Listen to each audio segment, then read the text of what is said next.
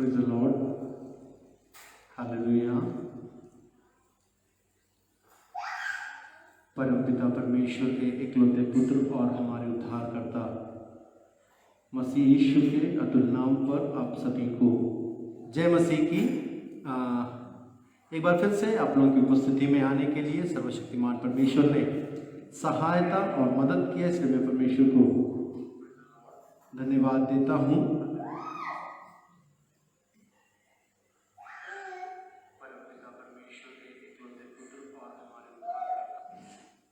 परमेश्वर की उपस्थिति में आना हमारे जीवन में बहुत ही आशीष का कारण है, इसलिए मैं परमेश्वर को धन्यवाद देता हूँ।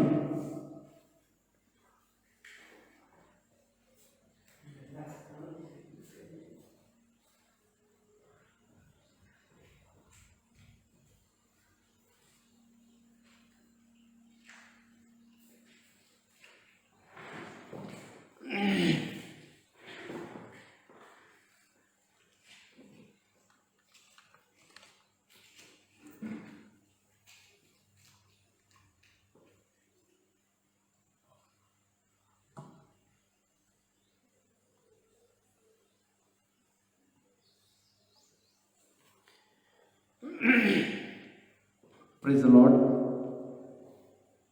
एक बार फिर से आप लोगों के साथ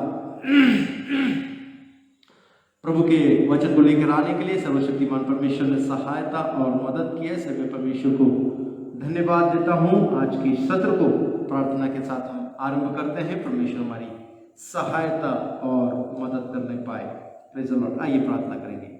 सर्वशक्तिमान प्रेमी अनुग्रहकारी दयालु परमेश्वर पिता, हम आपका धन्यवाद करते हैं सुंदर समय के लिए। परमेश्वर पिता, आपके हाथों में समर्पित परमेश्वर पिता धन्यवाद देते परमेश्वर पिता। विशेषकर हम आपसे प्रार्थना करते हैं, आज का ये सत्र आप आशीष करना, अनुग्रहित करना प्रभु जी, आपके हाथों में समर्पित करते हैं। विशेषकर हम आपसे प्रार्थना करते हैं परमेश्वर पिता, अब तक आपने हमें संभाला, सहायता और मदद किया, इसलिए धन्यवाद देते हैं। विशेषकर हम आपसे प्रार्थना करते हैं परमेश्वर पिता, आपकी दया और करुणा के लिए हम आपका धन्यवाद करते हैं। परमेश्वर पिता, हम आपसे प्रार्थना करते हैं परमेश्वर पिता, मुझसे पहले जितने प्रभु के दासों ने आपके कलाम से मुनादी किया, सभी को आशीष करना। मेरे बाद भी जो परमेश्वर पिता वचन को लेके आएंगे, उन सभी को आप आशीष करना, अनुग्रहित करना, स्वर्गीय आशीष से हर एक को मामूर करना। प्रभु आप ऐसा कर रहे हैं, धन्यवाद देते हैं। सारी बातों में महिमा आपको देते हैं। प्रार्थना आपने सुना, धन्यवाद यीशु मसीह के नाम से मांगते, सुनो कबूल कर पिता, आमीन। Praise the Lord, hallelujah. प्रभु के नाम की स्तुति महिमा हो। सर्वशक्तिमान परमेश्वर को मैं धन्यवाद देता हूँ इस सुंदर अवसर के लिए कि परमेश्वर ने अपने वचन से मनाती करने का एक अवसर और प्रभु ने मेरे जीवन में प्रदान किया, इसलिए मैं परमेश्वर को धन्यवाद देता हूँ। एक हफ्ते के गैप के बाद में मैं आप लोगों से मुलाकात कर पा रहा हूँ इस 5 स्टोन फेसबुक पेज में।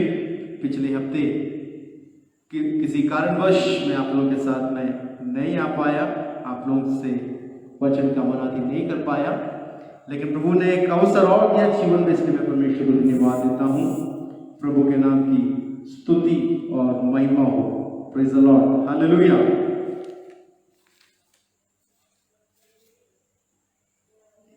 एक गीत का कुछ कड़ियों को गाकर प्रभु के नाम की महिमा करते हुए हम आगे बढ़ेंगे। प्रभु हमारी सहायता और मदद करने पाए, प्रभु की स्तुति हो।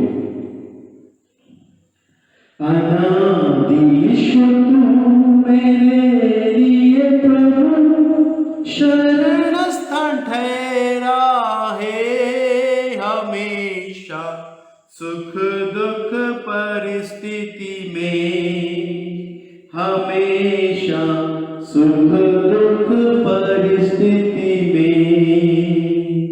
अनादि ईश्वर तू मेरे लिए प्रभु शरण स्थान ठहरा है, हमेशा सुख दुख परिस्थिति में, हम हमेशा सुख दुख परिस्थिति में।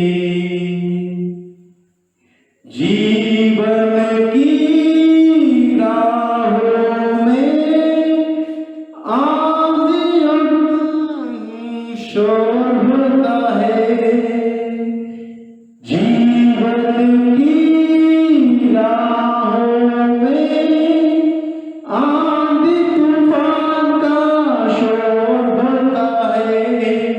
आज्ञा देकर शांत बना, मेरी नैया उस पार लगा।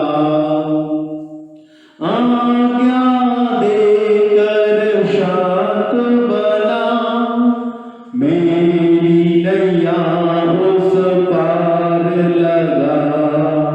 अनादिश्वर तू मेरे लिए प्रभु शरण स्थल ठहरा है। हमेशा सुख दुख परिस्थिति में, हमेशा सुख दुख परिस्थिति में। स्वर्ग यहोवा का है, धरती भी उसकी रचना है। स्वर्ग यहोवा का है, धरती भी उसकी रचना है।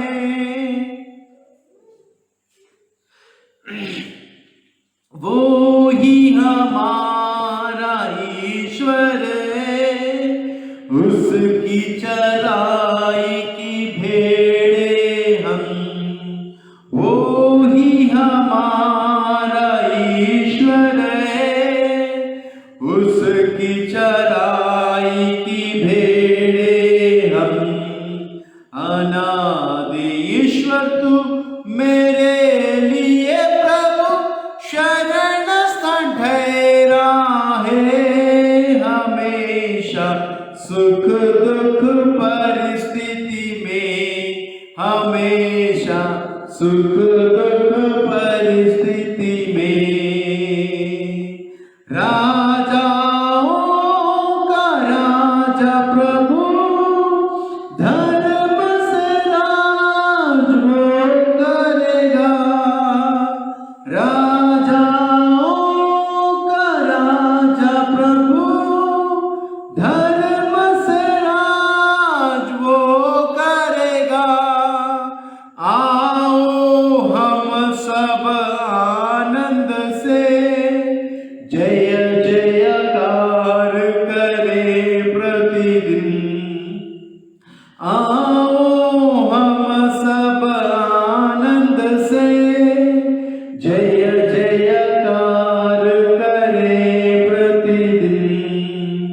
अनादिश्वर तू मेरे लिए प्रभु शरण स्थल ठहरा है। हमेशा सुख दुख परिस्थिति में, हमेशा सुख दुख परिस्थिति में। जीवन की राहों में आंधी तूफान का शोर होता है। जीवन की राहों में आंधी तूफान का शोर होता है। आज्ञा देकर शांत बना, मेरी नैया उस पार लगा। आज्ञा देकर शांत बना, मेरी नैया उस पार लगा। अनादिश्वर तू मेरे लिए प्रभु शरण स्थान ठहरा है। हमेशा सुख दुख परिस्थिति में, हमेशा सुख दुख परिस्थिति में। स्वर्ग यहोवा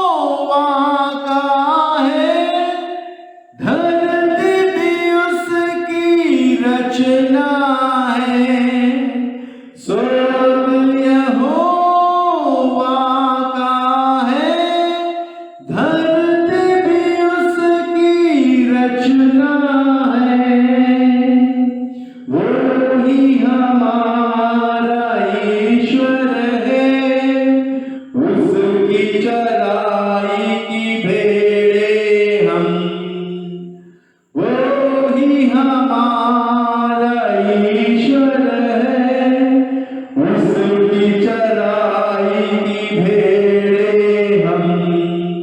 अनादिश तू मेरे लिए प्रभु शरण स्थान ठहरा है, हमेशा सुख दुख परिस्थिति में, हमेशा सुख दुख परिस्थिति में। राजाओं का राजा प्रभु धर्म से राज वो करेगा, राजाओं का राजा प्रभु धर्म से राज वो करेगा।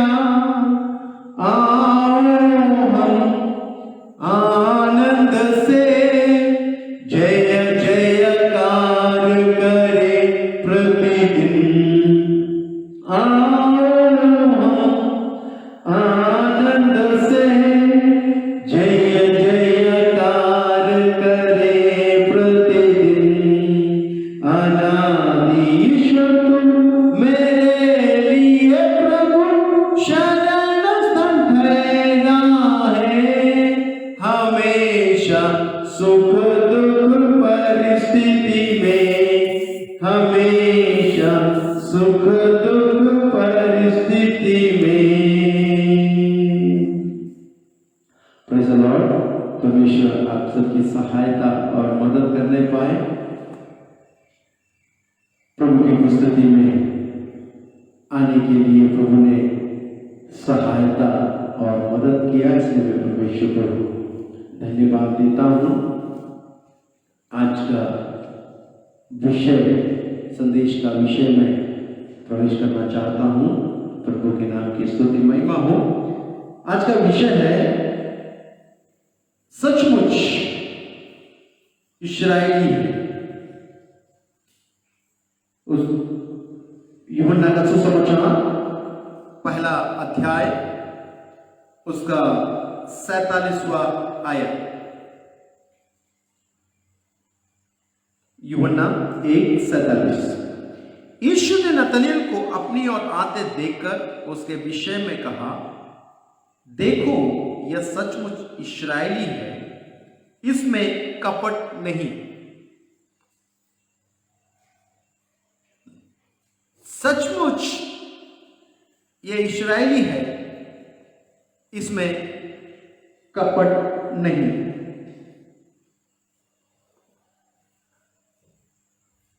हमारे जीवन में अभी के समय में हर व्यक्ति जो सामना कर रहा है वो है डुप्लीकेट। एक होता है ओरिजिनल, दूसरा होता है डुप्लीकेट।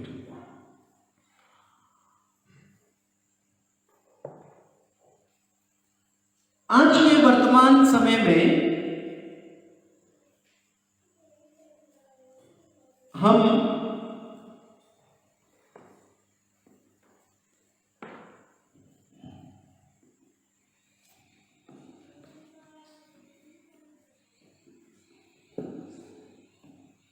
हम देख सकते हैं सबसे ज्यादा आज कुछ भी प्रोडक्ट हो या कुछ भी कार्य हो, हर चीज में एक डुप्लीकेशन देखने को मिलता है। चाहे वो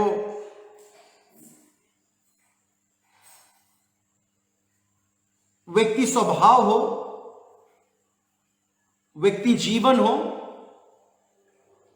या किसी उत्पाद के संबंध में हो, किसी भी वस्तु का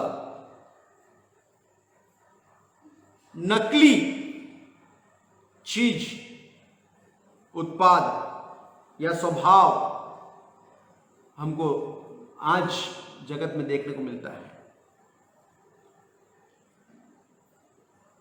आज किसी दुकान में जाके आप कुछ खरीदने के लिए जाइएगा, आपको तुरंत ये पूछेगा कौन सा चाहिए, ओरिजिनल चाहिए या उसका डुप्लीकेट चाहिए। और डुप्लीकेट इतना सिमिलैरिटी रहता है, उस सिमिलैरिटी के कारण हम ये अनुमान भी नहीं लगा पाते हैं कि वास्तव में ये ओरिजिनल है या नहीं।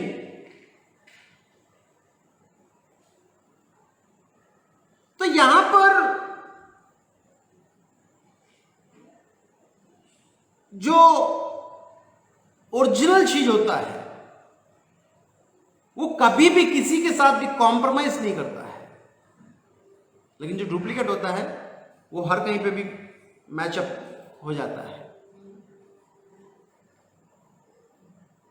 मैं अपने शब्दों को आगे बढ़ाते हुए वचन से कुछ बातों को आप लोगों के सामने मैं रखना चाहूंगा। परमेश्वर सहायता और मदद करने पाए।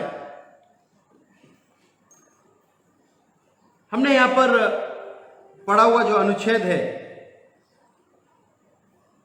यूहन्ना रचित सुसमाचार पहला अध्याय उसका 47वां आयत हमारा संदेश का टॉपिक हमें दिया गया है। यीशु ने नतनेल को अपनी ओर आते देखकर उसके विषय में कहा, देखो ये सचमुच इस्राएली है। देखो सचमुच ये इस्राएली है।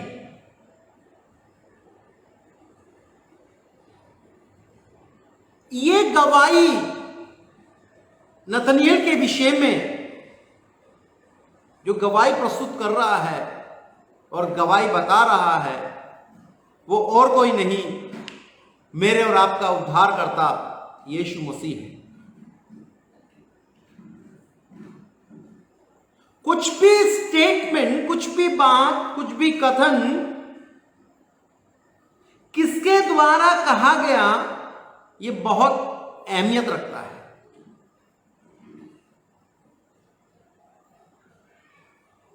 उस अहमियत को हम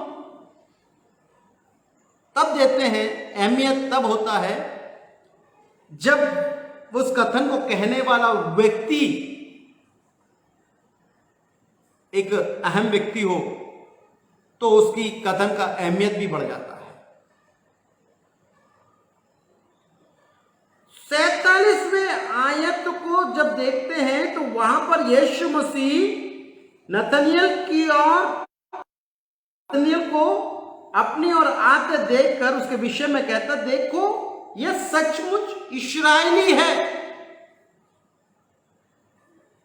अब समझिएगा, यीशु मसीह नतनिएल को देखकर, नतनिएल को अपने पास और आते देखकर कहता है, देखो यह सचमुच इस्राएली है।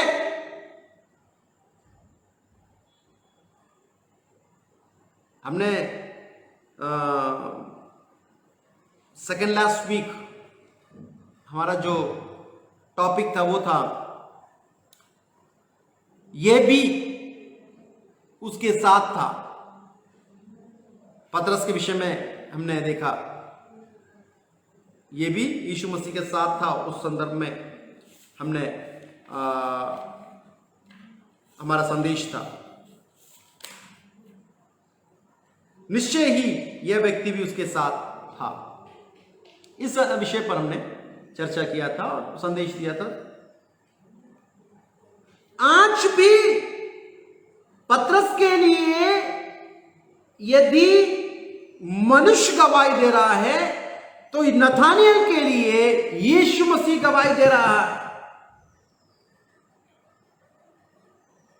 एक तरफ मनुष्य की गवाही। मेरे अजीजों, मैं आपको क्या समझाने की कोशिश कर रहा हूं, समझिएगा। मनुष्य की गवाही, मनुष्य ने गवाही कैसा दिया? चाल चलन, व्यवहार, उठना बैठना, रंग रूप, बोलचाल का तौर तरीका, इसको देख के क्या क्या ये भी उसके साथ, निश्चय उसके साथ था। लेकिन यीशु मसीह बड़े ही याके और दृढ़ता के साथ ये बात को बयां कर रहा है, देखो सचमुच ये इस्राएली है, इसमें कपट नहीं है। मनुष्य का गवाही, मेरे प्रियो, मनुष्य की गवाही के पीछे मत जाइएगा। मनुष्य की गवाही के पीछे जाएंगे बहुत दुख लगेगा। मनुष्य की गवाही, मुझे स्मरण आता है करीबन 1.5-2 वर्ष पहले 2-3 भाई मेरे पास आए और मुझसे कहा, पास्टर जी, आपके जैसे पास्टर को मैंने कहीं नहीं देखा है। आप इतने समर्पण के साथ में, इतने अच्छे से आप सेवकाई करते हैं और इतना अच्छा लगता है, इतना बढ़िया है सब कुछ, इतना अच्छी अच्छी बातें कहा। कहने के बाद में वही भाई लोग, वही लोग कुछ समय बीतने पर पलट के भी कह दिया। मेरी बात समझ रहे हैं आप? मेरी बात समझ रहे हैं आप? वो बात को पलट के भी कह दिया।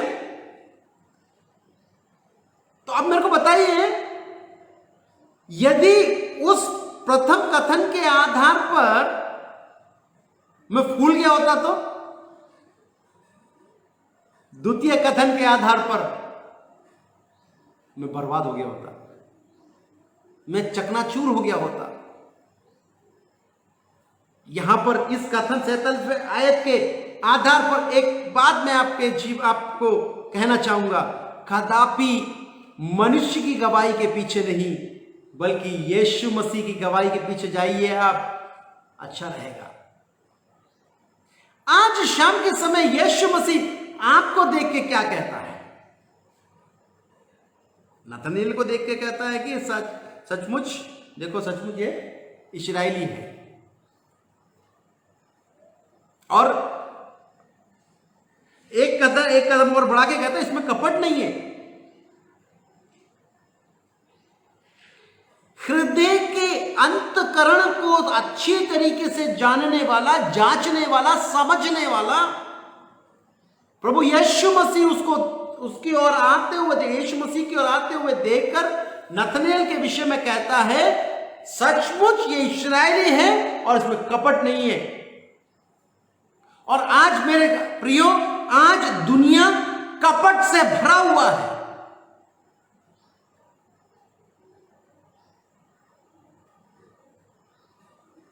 हर शब्द में, हर लम्हे में, हर कदम ताल में, हर उस सुई की ताल में कपट छुपा हुआ है।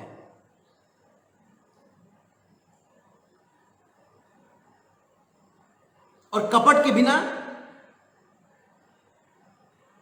संसार नहीं है। एक बार मैं एक व्यापारी से बात कर रहा था, तो व्यापारी इस प्रकार से मेरे को बता रहा था, हम दिन में, उदाहरण के लिए दिन में यदि हम लोग अगर 10 बात करेंगे, वो 10 बात में से 8 बात झूठ होगा, 2 बात सच होगा करके। और 10 बात से 8 बार झूठ बोलते हैं, तब जाके हमारा व्यवसाय चलता, बिजनेस चलता है। और 2 बात जो होता है वो सच होता है, उससे हमको घाटा होता है। कपट, कपट भर के चल रहे हैं आज। लेकिन यीशु मसीह नतानिएल को देखकर एक बात कहता है, सचमुच ये इस्राएली है, ये इस्राएली है, इसके अंदर कपट नहीं है, इसमें कपट नहीं है। मैं इस आयत को लेकर आपको थोड़ा पीछे लेके चलता हूं, मैं आपको उत्पत्ति की पुस्तक में लेके चलता हूं। उत्पत्ति की पुस्तक उसका 32वां अध्याय उसका 28वें आयत में आइएगा, 32-28, उत्पत्ति 32-28। देखिए वहां क्या लिखा हुआ है। उसने कहा, उसके 26 से पढ़ते हैं, अच्छा लगेगा, 26 से पढ़ते हैं तो अच्छा भी लगेगा और समझ में भी आएगा। तब उसने कहा, मुझे जाने दे क्योंकि भोर होने वाला है। याकूब ने कहा, जब तक तू मुझे आशीर्वाद ना देगा तब तक मैं तुझे जाने ना दूंगा। और उसने याकूब से पूछा, तेरा नाम क्या है? उसने कहा, याकूब। उसने कहा, तेरा नाम अब से याकूब नहीं परंतु इस्राएल होगा, क्योंकि तूने परमेश्वर से और मनुष्य से भी युद्ध करके प्रबल हुआ है। अब समझना, वापस आपका ध्यान को इधर 1:47 में लेके आता हूं। देखो ये सचमुच इस्राएली है,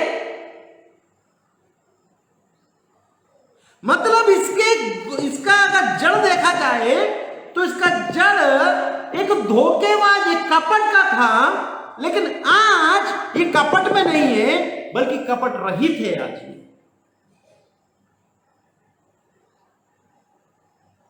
इसका नींव को यदि हम खोद के देखें तो इसका यदि दादा परदादा परदादा परदादा यदि उधर निकल के जाएंगे तो हमको समझ में आएगा यह भी वही याकूब का वंश है, कपटता से भरा हुआ था इसके पीढ़ी में ऊपर से। बट राइट नाउ अभी इसके अंदर में कपट नहीं है, सच्चा इस्राएली है।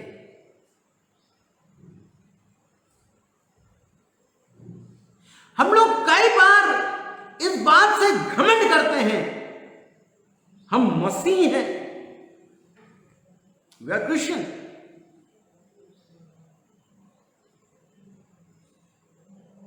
और कई मसीह लोग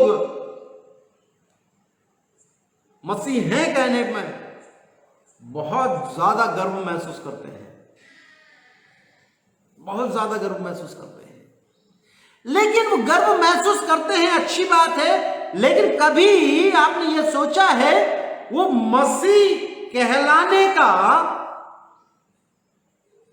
एक अहमियत भी है, वो अहमियत मेरे जीवन में है क्या?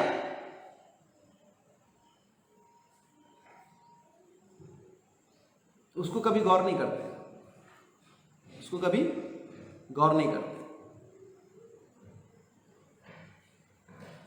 पिछले दिनों एक परमेश्वर के दास से मेरी बातचीत हो रही थी। बातचीत करते समय वो इस प्रकार से बता रहे थे कि उनका कलीसिया उन्होंने बड़े मेहनत के साथ उन्होंने बनाया, बहुत मेहनत किया, उन्होंने बनाया, मट्टी का दीवार जुड़ाई किया और सब कुछ किया। परमेश्वर ने सब अद्भुत रूप से सहायता किया। बहुत बड़ी गवाही बता रहे थे। बड़ी गवाही बताने के बाद में चूंकि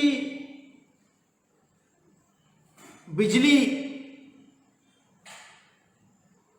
का काम, मैं सेवकाई में निकलने से पहले बिजली का काम करता था, इसलिए फटाक से मैं उनसे पूछा, बिजली का वायरिंग वगैरह सब हो गया है क्या, करना है क्या करके? तो वो मेरे को बता रहे थे वो अभी ऐसा बिजली का काम नहीं हुआ है, हमने डग्गा लगा दिया है, डग्गा लगा के अभी काम चल रहा है करके, डग्गा लगा के काम चल रहा है करके। मैं उस विषय को सोचा,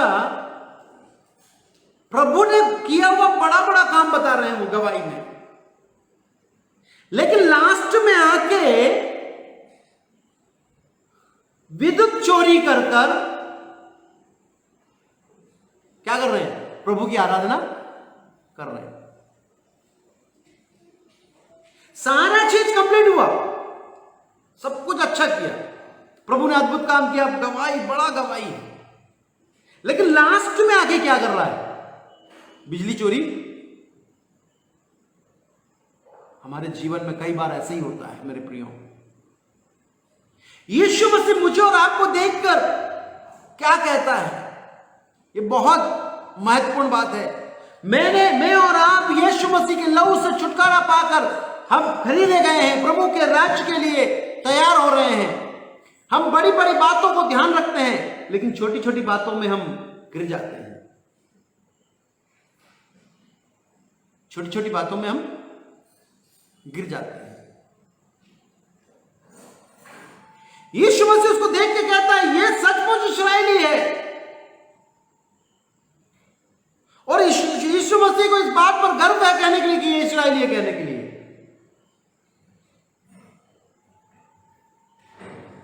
मेरे और आपके जीवन के कई ऐसे बयां, कई ऐसे कृत्य, कई ऐसे कार्य, बाहर का व्यक्ति नहीं, हम खुद अवलोकन करेंगे तो ही शर्मसार हो जाएंगे, से झुक जाएगा।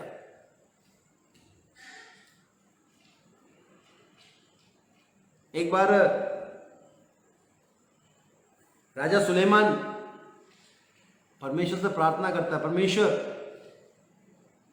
मुझे बुद्धि चाहिए, तेरे लोगों, तेरी प्रजा का न्याय करने के मुझे बुद्धि चाहिए। परमेश्वर ने बुद्धि दिया। बुद्धि देने के बाद में पहला राजा 3:16 से 28 में हम जब पढ़ते हैं, वहां पर देखते हैं कि दो स्त्री आकर सुलेमान राजा से बोलता है न्याय के लिए। पहली वाली बोलती है कि ये जीवित बच्चा जो है वो मेरा है, दूसरी वाली बोलती है मेरा है। दोनों लड़ रहे हैं, मेरा मेरा बोल के। प्रियो, दो सत्य कभी नहीं होता, सत्य एक ही होता है। दो सत्य कभी नहीं होता, एक ही सत्य होता है। राजा ने तुरंत का एक तलवार लेके आया जाए, इन दोनों को आधा आधा काट के दे देता हूं, ऊपर का भाग एक रखो, नीचे का भाग एक जन रखो। आपको मालूम है, जैसे ही तलवार की मांग किया, उसमें से एक स्त्री ने कहा राजा मेरे बेटे को आप मत काटिए, उसी को दे दो। दूसरे ने कहा नहीं, इसका आधा आधा होना चाहिए। कारण क्या है? मेरा नहीं तो तेरा भी नहीं। आज मसीह जगत में भी यही चीज देखने को मिलता है, मेरा नहीं तो तेरा भी नहीं। मेरा बनेगा तो ठीक है, नहीं मेरा नहीं बना तेरा भी नहीं बनने दूंगा। सॉरी टू से, ये बाहर की बात नहीं कर रहा हूं, क्रिश्चियन रिलम की बात कर रहा हूं मैं। इतना अधिक कपट भर गया, इतना अधिक लोभ भर गया, इतना अधिक लालच भर गया है कि मनुष्य अपने आप को पहचानना छोड़ दिया कि वो है कौन।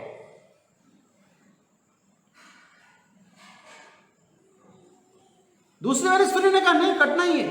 पहली वाली ने कहा नहीं, उसके पास ही सही, मेरा बच्चा जीवित तो रहेगा, उसके पास ही सही, कोई बात नहीं, रहने दो। मेरे प्रियो, जन्म देने वाली माता को उसका दर्द होता है, पालने वाली मां को दर्द नहीं होता है। कई सारे, यीशु मसीह भी कह रहा है अंत के दिनों में कई आएंगे मेरे नाम से।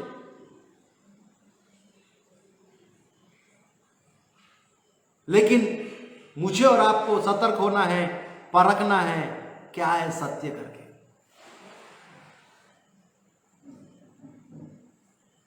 वहां पर सुलेमान राजा ने समझ गया ये बेटा दूसरी वाली का नहीं बल्कि पहले वाले का है। उसने उस बच्चे को लेकर पहली वाली के हाथ में दे दिया, उनको वहां से विदा किया। मेरा कहने का सारांश, मेरा कहने का मकसद,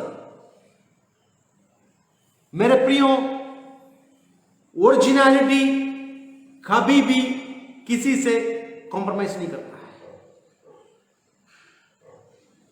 डुप्लीकेट जो होता है वो कॉम्प्रोमाइज करने के लिए तैयार हो जाता है। यहां पे दूसरी वाली स्त्री क्या बोल रही, मार दीजिए कोई बात नहीं। पहले वाली क्या करे, नहीं नहीं नहीं नहीं मारना है, कॉम्प्रोमाइज नहीं करेगी। मेरे हाथ में नहीं लेकिन उसके हाथ में रहने दो, लेकिन उसको मारना नहीं है। यहां पर जब हम विषय में आगे से पढ़ें, उसका 44 से पढ़ें, 44, 45 से पढ़ें, तो कुछ और बातों को हम वहां पर समझने पाएंगे। फिलिप्पुस नतानिएल से मिला और उससे कहा, जिसका वर्णन मूसा की व्यवस्था में और भविष्यवक्ताओं ने किया है वह हमको मिल गया। वह यूसुफ का पुत्र यीशु नासरी है। फिलिप्पुस नतनिएल को कह रहा है मूसा की व्यवस्था में जिसका जिक्र किया गया है वो हमको मिल गया, वो और कोई नहीं, यूसुफ का पुत्र यीशु नासरी है।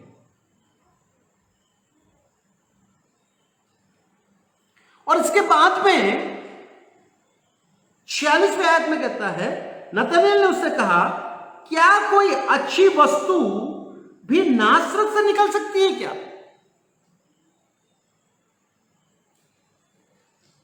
यहां पर नतनिएल का पूर्व अनुमान,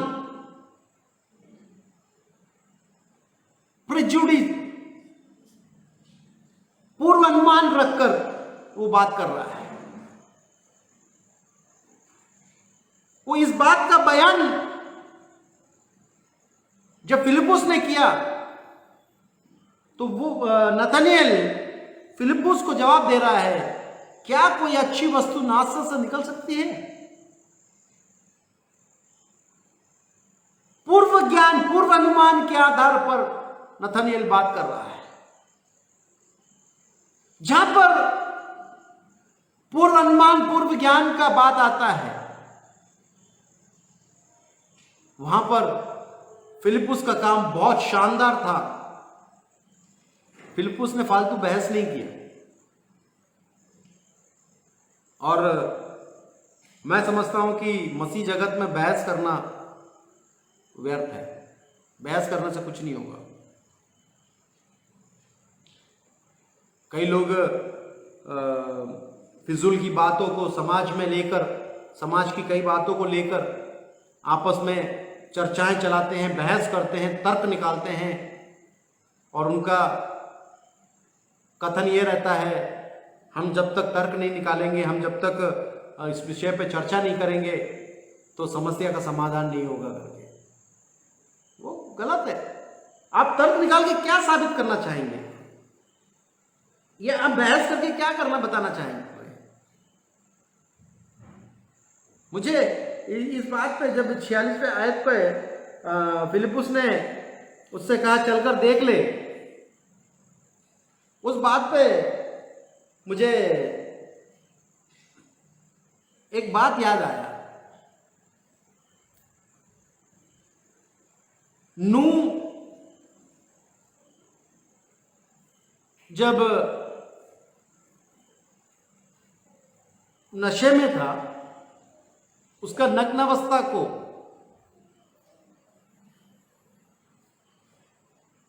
उसके बेटे ने आकर देख लिया, और देखकर उसके भाइयों को भी दिखाया। उसका भाइयों ने क्या किया कपड़ा उठाकर बैक टू बैक आकर उसके नग्न अवस्था को ढक दिया। समाज में कई प्रकार की गतिविधियों में हस्तक्षेप करने वाले मेरे प्रियो, मैं आपसे कहना चाहूंगा, उजागर करने वाले को श्राप देता है परमेश्वर, ढांपने वाले को नहीं देता है।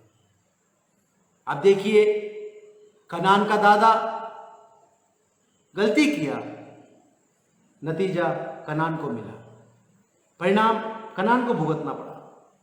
मेरे प्रियो, मेरे और आपकी गलती के वजह से कहीं हमारी संतान श्रापित ना हो जाए। यहां पर फिलिप्पुस उससे कहता है, मैं तुझसे जो कहा वो सत्य है, यदि तेरे को यकीन की कमी है चलकर देख ले। जब चलकर देखने के लिए वो आता है, तब यीशु उससे कहता है, क्या कह रहा है? यीशु ने नतानिएल को अपने और हाथ में देखकर कहा, देखो यह सचमुच इस्राएली है, देखो सचमुच यह इस्राएली है। ये इस्राएली है, डंके की चोट पे कह रहा इस्राएली है। कारण क्या है? इसने कभी भी अपने लिए, अपने परिवार के लिए नहीं, बल्कि नगर के उद्धार के लिए, नगर के लिए, नासरत के लिए अपना विचार जमाया, अपने बातों को रखा। नासरत में एक अच्छाई होना चाहिए, नासरत में एक भलाई होना चाहिए, उन बातों को बयां किया हम देख सकते हैं। आप इस्राएली हैं। नए नियम के तौर पर देखा जाए, मैं और आप नए नियम के इस्राएली हैं। यदि आप इस्राएली हैं, आप यहूदी हैं, आपको कष्ट झेलना पड़ेगा, तकलीफ झेलना पड़ेगा, लेकिन आप ये मत भूलिए, आपको एक व्यवस्था है, व्यवस्था से हटने का हक नहीं है आपको। आपको एक परमेश्वर है, उस परमेश्वर से हटने का हक नहीं है आपको।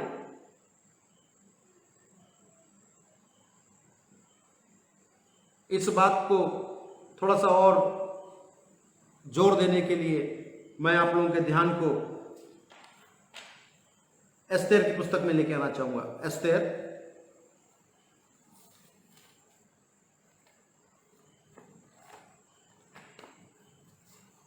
की पुस्तक 3रा अध्याय,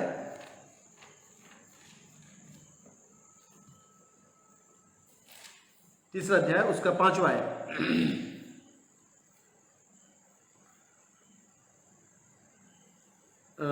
तीसरा आयत से पढ़ेंगे, एस्तेर 3:3 से।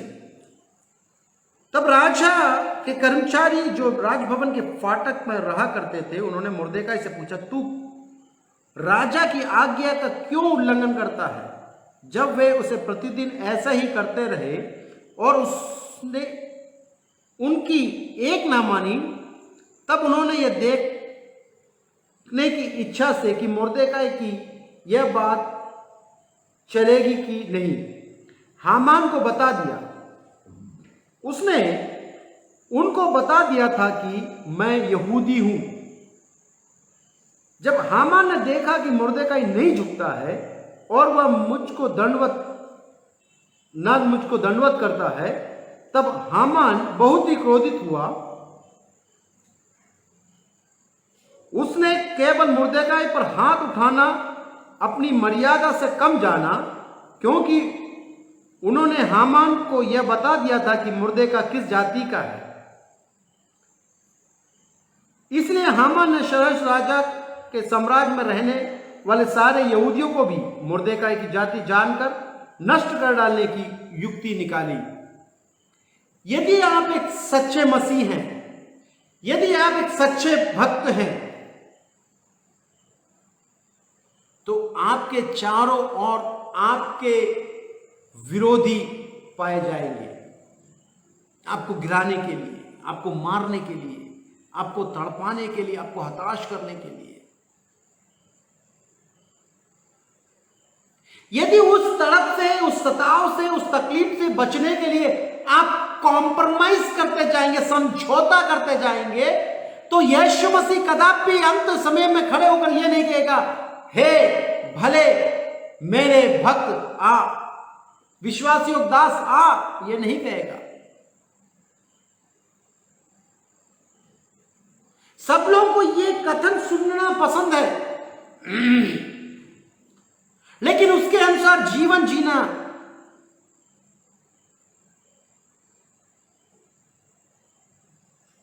कदापि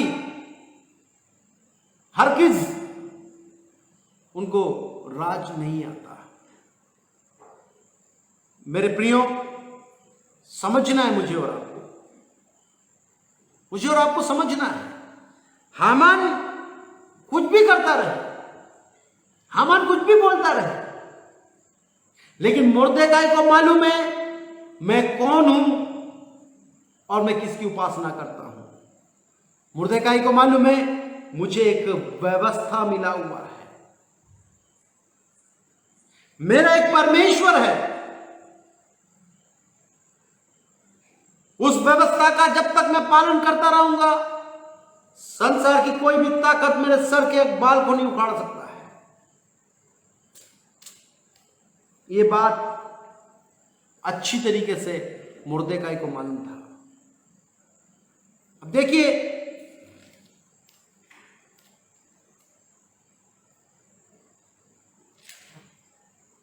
ये सारी बातों को हामान ने अपने षड्यंत्र के अंदर रखते हुए क्या कर रहा है, 10वें आयत में,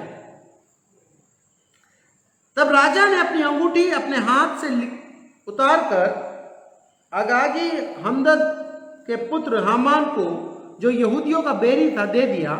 और राजा ने हामान से कहा, वह चांदी तुझे दी गई है और वे लोग भी, ताकि तू उनसे जैसे तेरा जी चाहे वैसा व्यवहार करे। मेरे प्रिय, षड्यंत्र बनाना आसान है, फंसाना आसान है लोगों को, लेकिन एक क्वेश्चन आता है, हु यू आर, तुम कौन हो? किसके खिलाफ षड्यंत्र बना रहे हैं आप? परमेश्वर के भक्त के खिलाफ?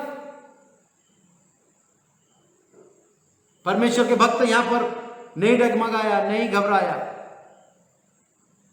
उसने जैसे ही 5वां अध्याय उसका 14वें आयत में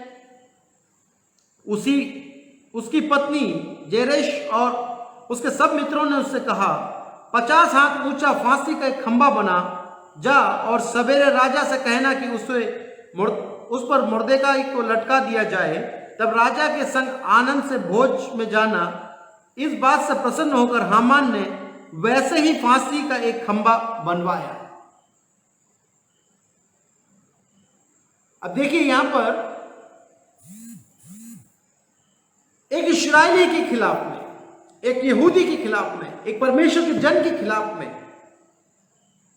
षड्यंत्र बना रहे हैं। और उस षड्यंत्र में हामान की पत्नी ने और उसके दोस्तों ने, मित्रों ने अच्छा साथ दिया। सॉरी, अच्छा साथ दिया। किसको? 50 हाथ ऊंचा एक फांसी का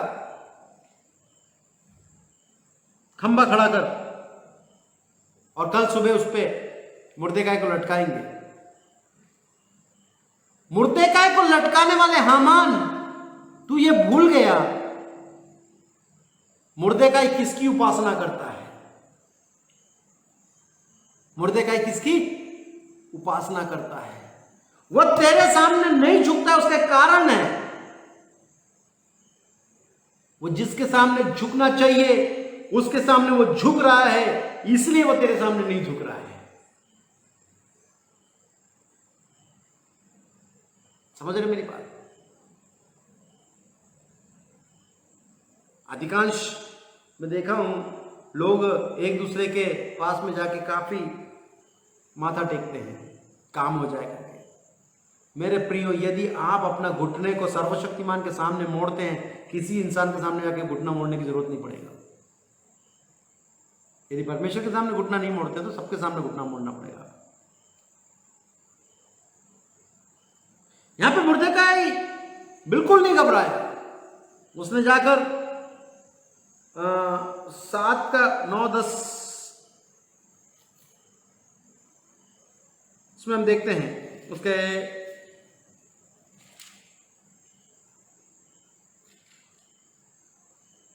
6वें अध्याय में देखते हैं उसने अपना कपड़ा फाड़ा और वहां पे उपवास की घोषणा किया।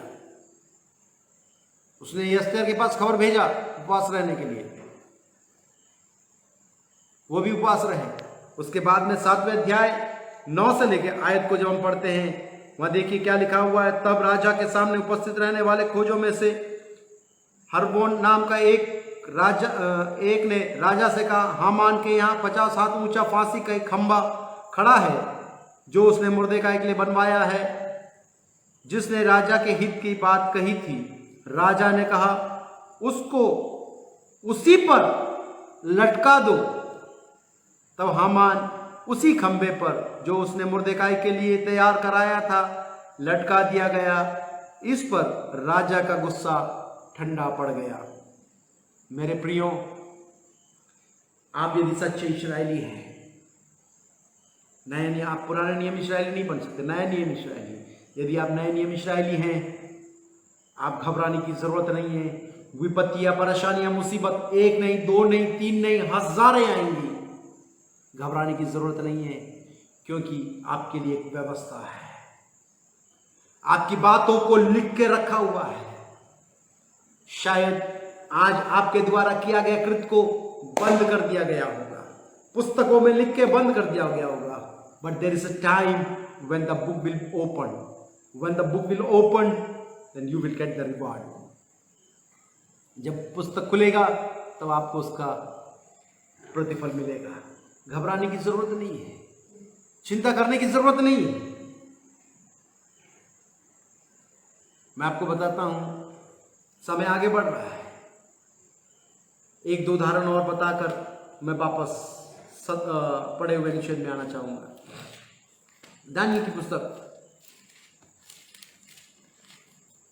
उसका 3रा अध्याय, उसका 16 से 18। शद्रक, मेशक और अबेदनगो ने राजा से कहा, हे नबूकदनेस्सर, इस विषय में तुझे उत्तर देने का कोई काम नहीं। हमें कुछ प्रयोजन नहीं जान पड़ता है। हमारा परमेश्वर जिसकी हम उपासना करते हैं वह हमको उस धधकते हुए भट्टे की आग से बचाने की शक्ति रखता है। वरन हे राजा, वह हमें तेरे हाथ से भी छुड़ा सकता है। परंतु यदि नहीं तो हे राजा, तुझे मालूम हो कि हम लोग तेरे देवता की उपासना नहीं करेंगे और ना तेरे खड़ी कराई हुई सोने की मूर्ति को दंडवत करेंगे। आप समझ रहे हैं मेरी बात को? कोई कॉम्प्रोमाइज नहीं है वहां पर। हम तेरे मूर्ति पर दंडवत नहीं करेंगे। कारण क्या है? We are original one, we testify our God. हमने हमारे परमेश्वर को चख लिया है। हम ओरिजिनल हैं, डुप्लीकेट नहीं है जो परिस्थिति के अनुसार बदलते जाए। Praise the Lord. सियान लोग एक कहावत कहते हैं, मुझे याद आ रहा है, जो आग में अंकुरित हुआ है वो धूप में मुरझाता नहीं है। Praise the Lord, hallelujah. जो आग में अंकुरित हुआ है वो धूप में मुरझाता नहीं है। मेरे प्रियो, ओरिजिनल है। हमको मरना भी पड़े, हम यहूदी हैं, मरना भी पड़े, हम इस्राएली हैं, हमें मरना भी पड़े, वो हमको तैयार है। लेकिन हम कपट का साथ कभी नहीं देंगे, कपटी नहीं होंगे, हम समझौता कभी नहीं करेंगे हम। Praise the Lord, hallelujah. Same चीज दानियेल के साथ आया। 6वें अध्याय में आते हैं, दानियेल के बारे में देखते हैं। 6वें अध्याय उसके 9 और 10 में देखते हैं। तब दारा राजा ने यह आज्ञा पत्र पर हस्ताक्षर कर दिया। जब दानियेल को मालूम हुआ उस पत्र पर हस्ताक्षर किया गया है, तब वो अपने घर में गया, उसकी ऊपरोटी कोठरी की खिड़की यरूशलेम की ओर खुली थी, और अपनी रीति के अनुसार जैसे वह दिन में 3 बार अपने परमेश्वर के सामने घुटना टेकर प्रार्थना धन्यवाद करता था, वैसे ही उसने करता रहा। सिंहों की मांग में डाल दिया। वो कबूल है, लेकिन यहां पर समझौता कबूल नहीं है। कारण क्या है? क्योंकि ओरिजिनल है, सचमुच ओरिजिनल है।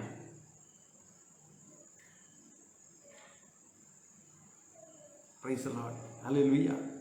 आपको मालूम है, सामना करने के कारण वही 6वें अध्याय उसके 27 और 28वें आयत में देखो क्या लिखा है। जिसने दानियल को सिंह से बचाया है वही बचाने और छुड़ाने वाला है, और स्वर्ग में और पृथ्वी पर चिन्हों और चमत्कारों को प्रकट करने वाला है। इस प्रकार दानियल दारा और कुशु पारसी दोनों के राज्य में सुख दे रहा। कारण क्या है? ओरिजिनल है। Praise the Lord, hallelujah. यहां पर पढ़े हुए अनुच्छेद में वापस आना चाहूंगा, समय समाप्त होता है। पढ़े हुए अनुच्छेद में वापस आना चाहता हूं। यहां पर यीशु ने नतनएल को अपनी ओर आते देखकर उसके विषय में कहा, देखो सचमुच ये इस्राएली है, इसमें कपट नहीं है, कपट नहीं है। वहां पर आगे बढ़ते हैं। नतनएल उससे कहा, तू मुझे कैसे जानता है? यीशु से एक प्रश्न पूछा, तू मुझे कैसे जानता है? हाउ डू यू नो मी? यीशु कहता है, इससे पहले कि फिलिप्पुस ने तुझे बुलाया, तू अंजीर के पेड़ के तले था, तब मैंने तुझे देखा था। मेरे प्रियो, हम यीशु मसीह के सामने आते समय हमारे एटीट्यूड को बदलते हुए कुछ भी बोल सकते हैं। Are you getting me? When we are sitting in the presence of God, we can be a good pastor or good believer. परमेश्वर वो नहीं देख रहा है, but God is watching you when you are alone. जब आप अकेले में हैं। क्या बोल रहा है वो? फिलिप्पुस नतनएल को क्या बोल रहा है?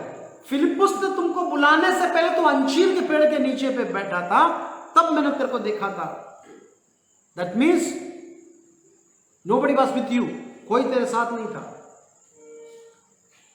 उसको एक और शब्द बढ़ाकर मैं अपने शब्दों में कहूं, Jesus is looking your personal life. परमेश्वर यीशु मसीह आपका व्यक्तिगत जीवन देखता है। और एक कदम बढ़ा के देखूं, आपका अकेलेपन का जीवन को देखता है। When you are alone, जब लोग आपके साथ में हैं, तब आपका जीवन we are a very very wonderful actor, because we can act in such a manner to impress the people, you know. But Jesus is looking when you are standing or when you are sitting alone, what you are doing or what you are thinking. आप जब अकेले में हैं, तब आप क्या कर रहे हैं, क्या सोच रहे हैं, क्या बोल रहे हैं, कैसे कर रहे हैं, यीशु वो देखता है। यीशु मसीह का शिष्य फिलिप्पुस के साथ में नतनएल आते समय में स्वाभाविक सी बात है, यदि कोई पास्टर के साथ मैं और आप जाएंगे तो कैसे जाएंगे? We are so called spiritual, हम एक अच्छे आत्मिक हैं जी, पाप से हमारी कोई संबंध नहीं। लेकिन अकेले में how you behave when you are alone. I am not judging you, मैं आपका न्याय नहीं कर रहा हूं, but we have to think. लेकिन हमें सोचना है, हम कैसे हैं, हम क्या कर रहे हैं। इसीलिए प्रेरित पौलुस के कथन को दोहराते हुए मैं अपने संदेश को यहां विराम देना चाहूंगा। यदि हम अपने आप को जांचें तो दंड के भागी ना होंगे। So let's examine ourselves. हम अपने आप को जांच के देखें। आइए हम अपने आंखों को बंद करें, अपने सरों को झुकाएं, प्रार्थना करके सत्र को समाप्त करने जा रहे हैं। हम क्या हैं, हम कैसे हैं, अपने आप को जांच के देखिए, अपने आप को परख कर देखिए परमेश्वर की उपस्थिति में। क्या आज शाम के समय यीशु मुझे और आपको देख के कह सकता है ये सच्चा मसीह है करके? सचमुच ये मसीह है, इसमें कपट नहीं करके कह सकता है क्या? अपने आप को जांचें। आइए प्रार्थना करेंगे। सर्वशक्तिमान प्रेमी अनुग्रहकारी दयालु परमेश्वर पिता, धन्यवाद देते सुंदर समय के लिए प्रभु जी। खुदा बाप दिए हुए संदेश के लिए धन्यवाद देता हूँ। खुदा इस संदेश को आपने देने में मदद किया, धन्यवाद देते हैं। सारी बातों में आपने हमारी सहायता किया, मदद किया, धन्यवाद देते हैं। आपके हाथों में समर्पित करते हैं परमेश्वर पिता। खुदाबंद मैं आपसे प्रार्थना करता हूँ परमेश्वर पिता, ये संदेश सुनने वाले हर एक प्रिय लोगों के जीवन में अद्भुत काम होने पाए, उनके जीवन में एक आशीष का कारण होने पाए, वो अपने आप को परखने वाले बन जाए परमेश्वर पिता। आप ऐसा करने से धन्यवाद देते हैं। आपने प्रार्थना सुना, धन्यवाद। मेरे बाद में जो प्रिय लोग आ रहे हैं प्रभु जी आपके वचन को लेकर, उनके लिए भी प्रार्थना करता हूँ परमेश्वर पिता। परमेश्वर पिता हर एक बातों में महिमा आपको देते हैं, सारी बातों में आदर मान महिमा इज्जत गौरव जलालम आपको देते हैं। प्रार्थना आपने सुना, धन्यवाद। यीशु मसीह के नाम से मांगते सुनो और कबूल कर पिता, आमेन आमेन आमेन। सबको जय मसीह की। परमेश्वर आप सभी को बहुत ऐसे आशीष करने पाए। मारानाथा।